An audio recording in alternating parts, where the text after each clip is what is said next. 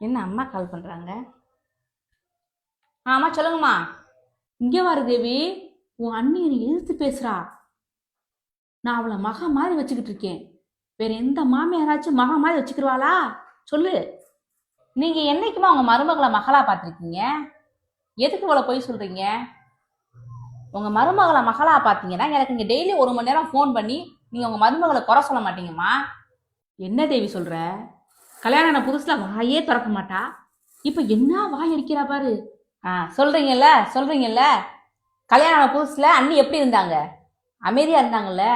இப்ப வாய் அடிக்கிறாங்கன்னா யாரு காரணம்? நீங்க தான் காரணம். சும்மா எதையாச்சும் ஒன்று குறை சொல்லிக்கிட்டே இருந்தீங்கன்னா கோவம் வரதாமா செய்யும். நீங்க என்னையவே குறை சொன்னீங்கன்னா எனக்கு கோவம் தான் வரும். நீங்க பெத்த புள்ள நானு, எனக்கே கோவம் வரும்போது யார் அவங்க? எங்கிருந்தோ வந்தவங்க.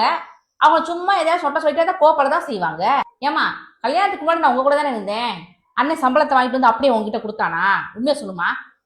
நான் பார்த்து தானே இருந்தேன். நம்ம இப்ப அண்ணி வந்தோன்னா சம்பளமே என்கிட்ட கொடுக்க மாட்டேங்குதா? எதுக்கு அண்ணி மேல பழைய தூக்கி போடுற? அதனால நான் என் மருமகளை மகமாதி பாக்குறேன், மருமகளை மகமாதி பாக்குறேன் நீ சொல்லாத. உன் மருமக சொல்லட்டும். உன் மருமக ஒரு 100 பேர்கிட்ட சொல்லட்டும். அதுதான் உனக்கு பெருமை. இனிமேல் நோய் நோய் நோய்னு ஃபோன் பண்ணிட்டு இருக்காத. நிம்மதியா இருக்கேன். டென்ஷன் படுத்தாத நீ. வைங்க.